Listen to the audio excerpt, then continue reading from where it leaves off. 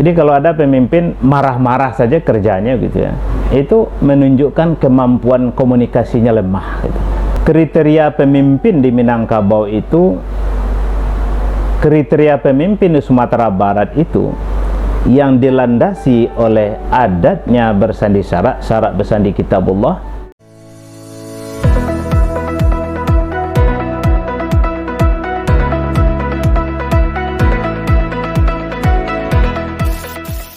Assalamualaikum warahmatullahi wabarakatuh.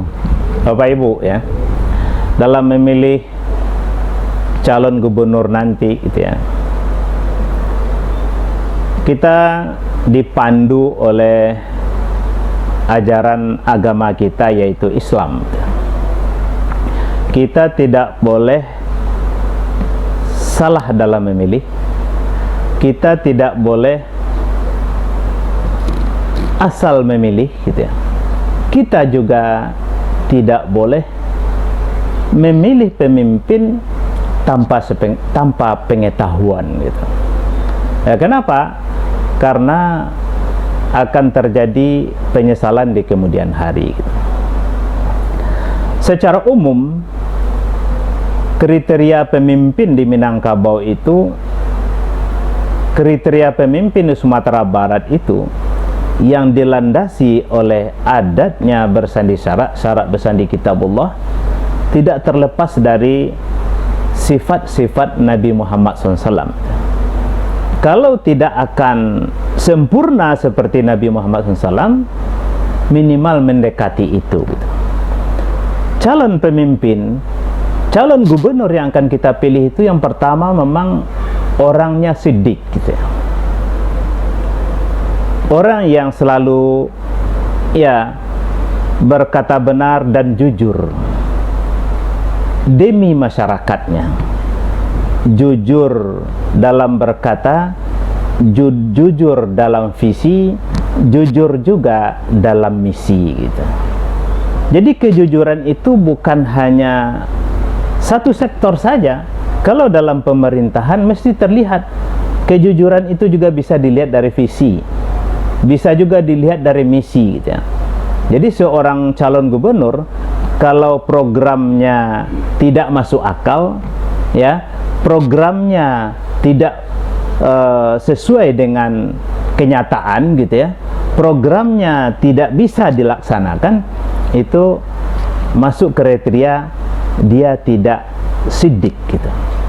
Nah, oleh sebab itu Bapak Ibu, kita mesti melihat ya calon pemimpin itu bagaimana dia sebelumnya, kan begitu. Kemudian yang kedua, sifat dari pemimpin yang mesti juga menjadi perhatian bagi masyarakat Sumatera Barat ya, dia mesti seorang yang tabligh gitu ya. Tabligh artinya bisa berkomunikasi dengan baik, bisa menyampaikan visi misinya dan mengajak masyarakat untuk melaksanakan visi misinya dengan baik, dengan komunikasi yang baik, tutur kata yang baik, dan kemudian juga dengan program-program yang baik itu. Seorang pemimpin apabila gagal berkomunikasi dengan bawahannya, berkomunikasi dengan masyarakat, berkomunikasi dengan pejabat-pejabat lainnya gitu, itu akan berujung juga dengan kegagalan gitu. Oleh sebab itu, seorang pemimpin itu mesti orang yang mampu berbicara dengan baik, berbicara dengan sopan, berbicara dengan simpatik, berbicara dengan penuh karisma. Jadi kalau ada pemimpin marah-marah saja kerjanya gitu ya, itu menunjukkan kemampuan komunikasinya lemah gitu. Kemudian yang berikutnya, kriteria pemimpin Sumatera Barat itu adalah cerdas gitu ya. Nah, ini Bapak Ibu, kita bisa juga melihat ya, insya Allah calon-calon yang ada sekarang ini, mereka adalah orang-orang yang cerdas gitu ya. Tapi kecerdasan itu tidak dilihat pada satu sisi gitu. Ada yang disebut dengan kecerdasan spiritual gitu ya. Nah, dia mesti memiliki pemahaman agama dan pengamalan agama yang baik. Itu disebut dengan kecerdasan spiritual. Kemudian ada juga disebut dengan kecerdasan intelektual.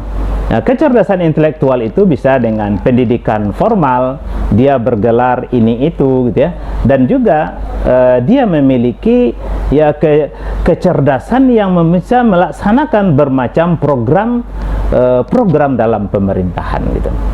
Nah, Bapak Ibu, di samping itu juga pemimpin itu mesti memiliki kecerdasan, ya, kecerdasan emosional gitu. Ya, kecerdasan emosional itu tampil dia bisa bersabar menghadapi masyarakat gitu ya. Kemudian tidak ya, pendekatannya tidak mungkin marah ke sini, marah ke sana gitu ya. Itu tidak memiliki ya sifat ya yang disebut dengan kecerdasan emosional. Ya, kecerdasan emosional ini sangat penting ya. Makanya di dalam hadis-hadis Rasulullah, seorang pemimpin itu dilarang mereka itu ya, artinya marah yang tidak pada tempatnya gitu ya. Ya, maka Rasulullah mengatakan la taghdab, la taghdab, la taghdab. Jangan kamu pemarah, jangan kamu marah gitu ya. Karena pemimpin itu dia posisinya sama dengan hakim. Kadang-kadang dia mesti memutuskan sesuatu itu dengan adil, gitu kan? Wajib memutuskan sesuatu itu dengan adil. Jadi kalau pemimpin itu marah gitu, maka seorang hakim dia larang untuk memutuskan sesuatu dalam keadaan marah gitu. Ini Bapak-bapak, Ibu-ibu ya, menjadi bahan bagi kita untuk memilih dan memilah pemimpin ke depan gitu. Assalamualaikum warahmatullahi wabarakatuh.